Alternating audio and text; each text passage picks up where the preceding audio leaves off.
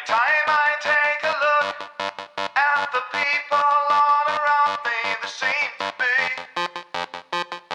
at least to me, like the undead walk on earth. And every step that I take.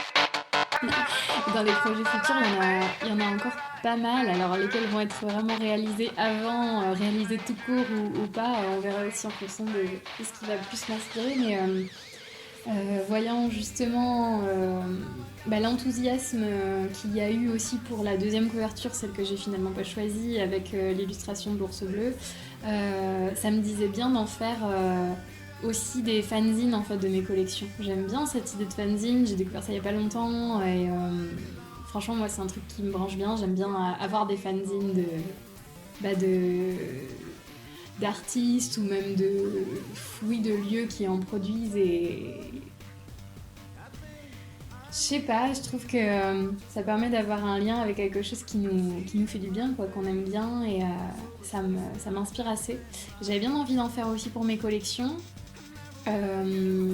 J'avais pensé de manière assez évidente en fait d'en faire un sur toute la poétique autour de l'univers des ours en peluche, mais je pense que du coup il y en aura un par collection, donc un avec l'ours bleu.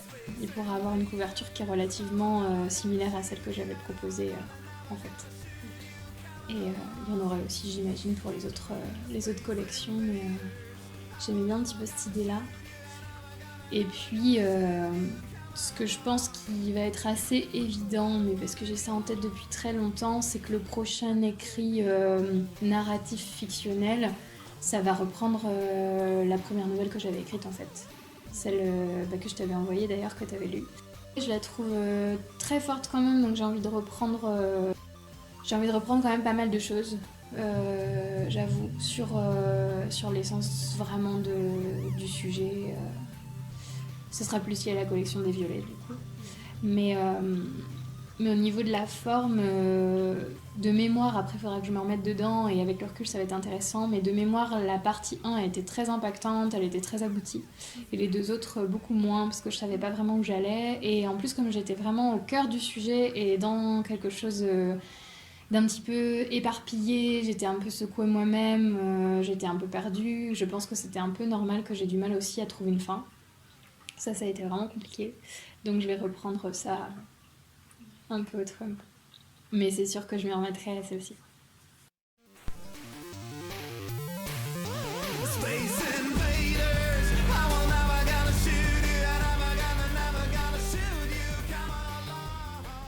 Donc la nouvelle, je l'ai écrite avant Ta vie et silence, donc c'est vachement vieux pour moi, enfin j'ai pas trop les souvenirs là. Mais par contre c'est vrai que dans les troisième et deuxième parties, on prend quand même pas mal des chemins similaires à la deuxième partie du coup de Ta vie et silence, c'est vrai, il y a des choses qui se rejoignent, ouais. Mais justement, je pense que maintenant que c'est dit dans une œuvre, ça va me laisser la place pour vraiment m'occuper du vrai sujet de la nouvelle. Oui. Ce que je voulais dire, en fait, t'as déjà fait un tri et oui, tes idées, elles sont mieux placées, quoi. C'est moins brouillon. Complètement. Ce qui est pas évident, je trouve, quand on commence à écrire et à créer parce qu'on en a besoin, c'est que justement on en a tellement besoin que ça devient une sorte de chantier exutoire de tout un tas de trucs.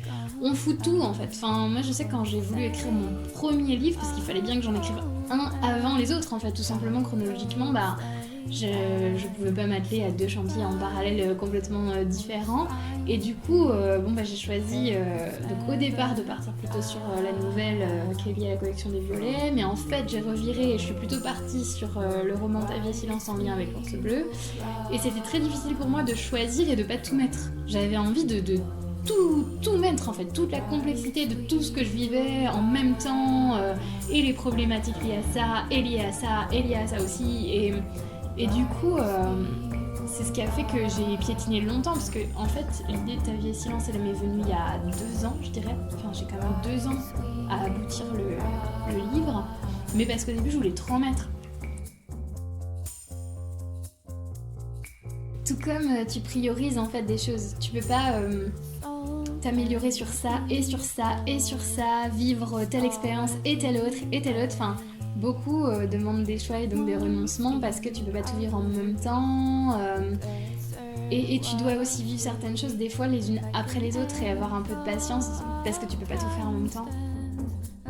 C'est pas forcément des renoncements parce que oui, justement, elle se débloque. Enfin, tu vois, commencer par une va un petit peu débloquer l'autre ou te la faire voir sous un autre angle. Enfin, ça impacte d'autres parties. Et ça, c'est la vision optimiste. Moi, j'ai un côté encore très frustré et je suis encore un peu fâchée avec les lois de la réalité là-dedans parce que j'ai beaucoup de mal à accepter que mon cerveau puisse concevoir des choses qui soient tout à fait incompatibles dans le réel, alors que pourtant, moi, je peux les concevoir compatibles dans ma tête. C'est-à-dire que moi, je peux tout à fait, par exemple, concevoir le fait d'habiter ici et ailleurs en même temps. C'est pensable. Au niveau de la pensée, c'est possible. Au niveau de la réalité concrète, je peux pas. Donc, je vais faire des choix. Tu considères qu'il y a plusieurs dimensions, mais... Ouais, mais pour ça, ouais, je trouve que la matière a quelque chose de frustrant. Et en même temps, je trouve que c'est ce qui donne aussi toute l'importance, finalement, à ce qu'on a choisi.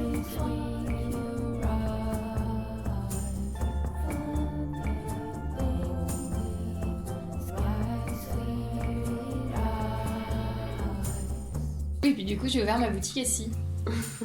Ouais. Ça, c'était au départ un projet qui était secondaire, qui était pas dans ma prio, quoi. Parce qu'avec le spectacle, j'ai déjà pas mal de travail et je m'étais dit que si je me sentais un peu de le faire, je le faisais, si je sentais qu'il y avait la place. Et puis en fait, il y a eu la place.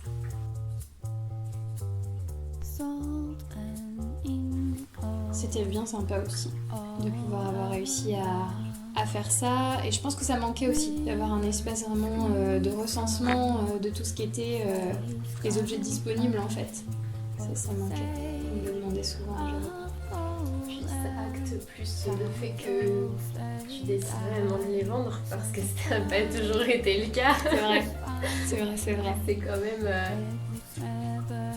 symboliquement, tu vois, une porte que tu ouvres vraiment, quoi.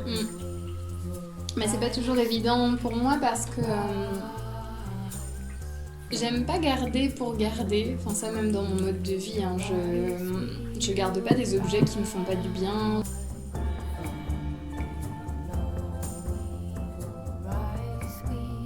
J'aime pas trop m'encombrer.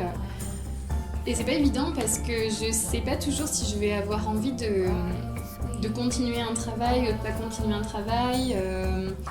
En ce moment, je me pose beaucoup la question, par exemple pour Rouge. C'est une collection qui m'inspire moins. Je pense que je suis moins dans cette thématique en ce moment. Et du coup, je me suis demandé, est-ce que je mets les tableaux à la vente? Est-ce que je mets pas les tableaux à la vente? Est-ce que je le regretterai pas dans 1 an ou 2 ans si je décide de faire mon 2e spectacle, par exemple, sur Rouge et que je les ai plus Enfin, voilà. Après, je me dis beaucoup qu'on verra. Donc, j'essaye beaucoup de faire aussi en fonction de spontanément comment je le sens. Si là, le tableau, moi, je suis prête à m'en détacher... je préfère qu'il puisse être disponible en fait. Et puis je me dis qu'au moment où ça m'intéressera de nouveau de me plonger dans cette thématique-là, j'aurai des nouvelles choses à produire et j'aurai de nouveau de l'inspiration pour faire autre chose. Donc il me manquera pas forcément. Mais du coup, des fois c'est un peu frustrant parce que je me pose beaucoup la question de quand je vais me détacher aussi des tableaux de l'Ours Bleu parce que j'en ai besoin pour le spectacle. Je sais pas forcément combien de temps je vais avoir envie de jouer ce spectacle. En même temps, on me les demande, mais je sais pas forcément quoi dire parce que je sais pas quand est-ce qu'ils seront disponibles, on verra. Tu auras la promo des livres aussi. Oui. J'imagine que ça peut être intéressant de les avoir aussi. Ouais, ça peut être pas mal. Après, je sais que j'en garderai un, pendant un petit moment encore, mais le dernier, je pense que je vais le garder. Parce que c'était aussi la question, on m'a déjà demandé si je vendais la collection en entier ou si je les vendais un par un. J'aime bien cette idée de pouvoir rester accessible, ça c'est quelque chose qui me tient vraiment à cœur. Et en ce sens-là, je trouve que c'est pas mal aussi de détacher. Je pense que tous les tableaux sont libres et qu'ils peuvent aussi être lus indépendamment les uns des autres. Et je pense que c'est pas mal aussi qu'on puisse en adopter un morceau, quoi, celui qui a le plus d'impact Encore une fois, l'idée c'est pas forcément de collectionner et d'acquérir l'exhaustivité ou tout avoir, mais d'avoir ce qui nous paraît le plus précieux en fait.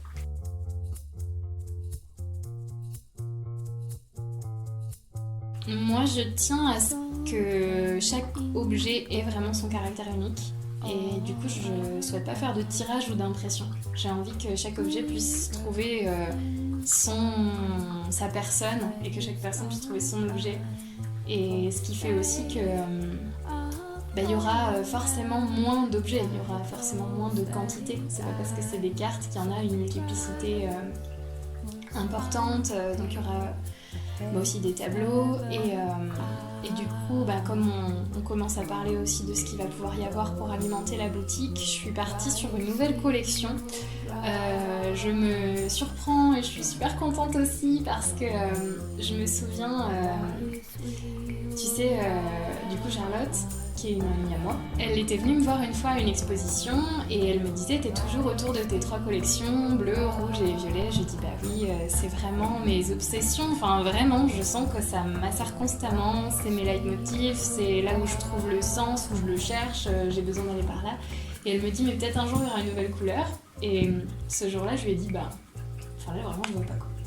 J'en étais pas du tout là. Et ce que je trouve génial c'est que là où je suis aussi contente de me surprendre et de voir une nouvelle porte et d'avancer vers autre chose, c'est que là je sens vraiment l'émergence d'une nouvelle collection. Je la vois même pas vraiment en couleur, je vois une ambiance mais c'est même plus forcément une couleur. Donc ça montre aussi complètement un tournant et une autre manière de voir et complètement d'autres facettes en fait. Donc elle va s'appeler Habiter les silences. Et j'ai envie de faire plusieurs séries en fait. J'ai déjà pensé plusieurs J'allais te demander si c'était une mélodie au lieu d'une couleur et c'est des silences. C'est drôle, oui. Mais oui. C'est aussi le son quoi. Mais cette fois c'est des silences pleins parce que le mot silence il est super important pour moi. Il a été beaucoup associé à la solitude dans mon livre Ta vie est silence.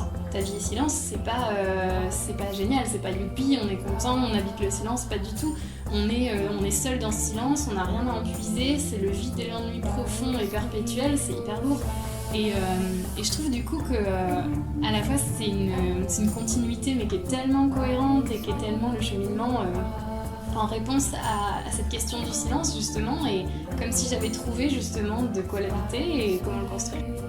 Là j'explore, enfin, vraiment, on voit que j'expérimente complètement et c'est là où je te disais aussi que c'est tellement intime parce que c'est étroitement lié à la manière dont je vis aujourd'hui.